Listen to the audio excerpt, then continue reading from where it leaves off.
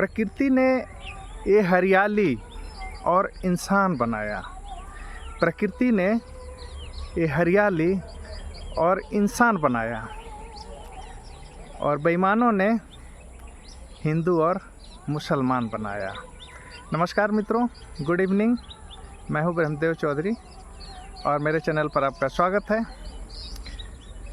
तो प्रकृति ने ये हरियाली और इंसान बनाया और बेईमानों ने हिंदू और मुसलमान बनाया।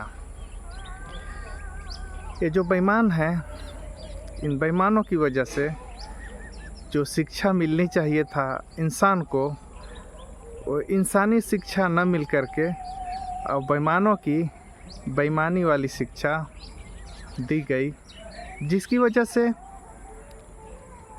पूरे विश्व में जहाँ कहीं भी हम सुनते हैं कहीं हत्या हो रहे हैं निर्दोषों के ऊपर में, कहीं बलात्कार हो रहे हैं, कहीं मारपीट हो रहे हैं, कहीं चोरी हो रहे हैं, लूट हो रहे हैं। इस तरह के जो करतूत होते हैं तो ये बेईमानों ने सिखाया। इंसान ने तो ये जो प्रकृति है ना, प्रकृति ने तो कितनी सुंदर, देख रहे हैं, हरियाली बनाया, सुंदर सुंदर जीव जंतु, और इसके बाद इंसान बनाया। और इन बेईमानों ने अपनी सत्ता के लिए हिंदू और मुसलमान बनाया। ये जो हमारा देश है, बुद्ध का देश, बुद्ध का भूमि है, बुद्ध की शिक्षाओं को इन्होंने नष्ट किया। जब तक भारत में बुद्ध का शिक्षा जीवित था, सर्वोपरि था, तब तक भारत विश्व गुरु था। वो सम्राट अशोक का युग और भी आगे जो परंपरा चली उसमें भारत विश्व गुरु बना रहा। लेकिन जब बेईमानों की नहीं चल रही थी तो उन बेईमानों ने अपनी बेईमानी से जात पात बनाना शुरू किया, ऊंच नीच बनाना शुरू किया, छूत अछूत बनाना शुरू किया, देवता बनाना शुरू किया, राक्षस बनाना शुरू किया। ये सब बेईमानों की देन है।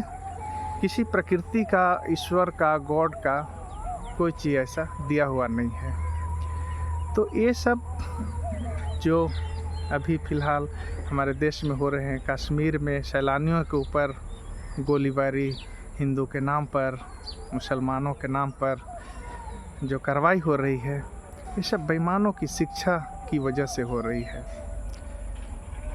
मुझे हिंदू होने पर गर्व है, किसी को मुस्लिम होने पर गर्व है, लेकिन किसी को इंसान होने पर गर्व नहीं है। जिस दिन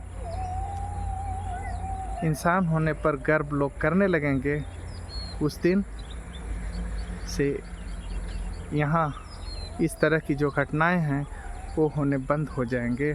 जिस दिन बुद्ध की शिक्षा दोबारा से पुनर्जीवित हो जाएंगे, मैत्री भाव, बंधुत्व, दया, करुणा, मैत्री, एक दूसरे को सहयोग, तो इंसानी पटल पर इंसानों की जो शुरुआत है वो शुरू हो पाएगी। उससे पहले बहुत ही मुश्किल है। बेईमानों ने कैसे कैसे रूप बदले। बुद्ध की शिक्षा में पंचशील, आम आदमी के लिए पंचशील बनाया गया था। 5 नियम। सबसे पहला नियम था, मैं अकारण किसी की जीव हत्या नहीं करूँगा, ऐसी मैं शिक्षा ग्रहण करता हूँ। मैं चोरी नहीं करूँगा, मैं व्यभिचार नहीं करूँगा, मैं नशापान नहीं करूँगा। ऐसे ऐसे जो इंसानों के लिए नियम बने थे, उसके बाद ही भारत विश्व गुरु बना था। और ये पेंसिल का ही ताकत है कि जो इस्लाम है, इस्लाम में पेंसिल को 5 बार नमाज के रूप में उसको स्वीकार किया गया। 5 बार जो नमाज पढ़ते हैं पूरे दिन में मुस्लिमों में, वो बुद्ध के पेंसिल का ही एक शिक्षा है। और हिंदू धर्म में मंदिरों में, यज्ञ में, हवन में पंचकर्मा करते हैं। 5 बार, कम से कम 5 बार गोल गोल घूमते हैं। वो पेंसिल का ही देन है। पेंसिल को ही वो भगवान बुद्ध का जो, तथागत बुद्ध का जो 5 नियम हैं, उस नियम को ही पालन करने वाली बात थी। लेकिन इन्होंने अपने अपने तरीके से काम शुरू किया और बुद्ध की जो शिक्षा थी उसे बिल्कुल ओझल कर दिया गया, हटा दिया गया। और आज ये जो दिन देखने पड़ रहे हैं, बेईमानों और इंसानों के बीच की लड़ाई में बेईमान जीत रहा है, क्योंकि इंसानों की जो संख्या है बहुत कम हो चुकी है। ज़रूरत है हमें इंसान बनने की।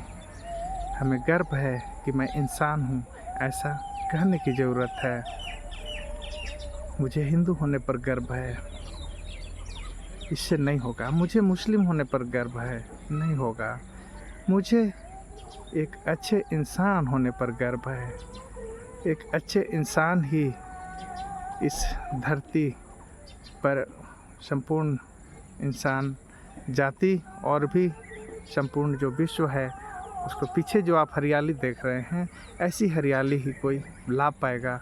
अन्यथा बेईमानों की जो शिक्षा है, उस शिक्षा पर ऐसे ही क्रूर हत्याएं होती रहेंगी, अत्याचार होते रहेंगे, व्यभिचार होते रहेंगे, लूट होते रहेंगे, मार काट होते रहेंगे।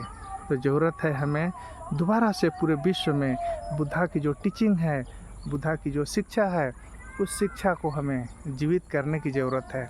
बुद्धा टीचिंग की ज़रूरत है। बुद्धा 28 बुद्ध हुए और उन्होंने 84,000 सूत्र दिए हैं, थ्योरी दिए हैं। उसमें से हमें 100, 200, 500, 1000 सूत्र का ही अध्ययन करें। ये सब सरकारों की काम है।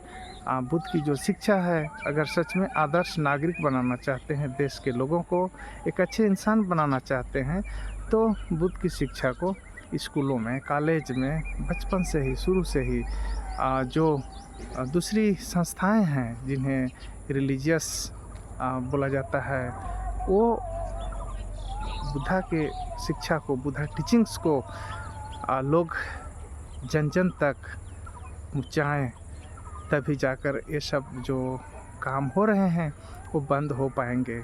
अच्छे इंसान बनाना ज़रूरी है। बहुत हुआ ये मार काट, बहुत कुछ हो रहे हैं सब।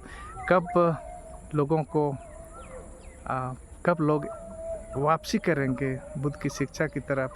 कब बुद्ध की शिक्षा को पुनर्जीवित करेंगे? कब भारत को फिर से विश्व गुरु बनाएंगे? जो देश बुद्ध की शिक्षा पर चले, जापान जैसे देश, चाइना जैसे देश, अमेरिका, वो विश्व गुरु बन रहे हैं। हम तो बस कहने के लिए विश्व गुरु रह गए हैं। हम दोबारा बन सकते हैं। हमारी वो जो धरती है, कण कण में बुद्ध है, बुद्ध की शिक्षा है, हमें उस चीज़ को लाना होगा सामने। बेईमान नहीं चाहते लाना। क्यों? क्योंकि वो मार्केट के द्वारा ही इस तरह के हिंदू मुस्लिम करके ही और सत्ता में बने रहेंगे। तो बुद्धिजीवियों का और सबका ज़रूरत है, सरकार की भी ज़रूरत है। आखिर कब तक ये सब काम करोगे? जीवन अनमोल है और इस अनमोल जीवन में कुछ अच्छे नियम बनाएं, अच्छे उसूल बनाएं, अच्छे कानून बनाएं, इंसानों के लिए बनाएं, खुद इंसान बने।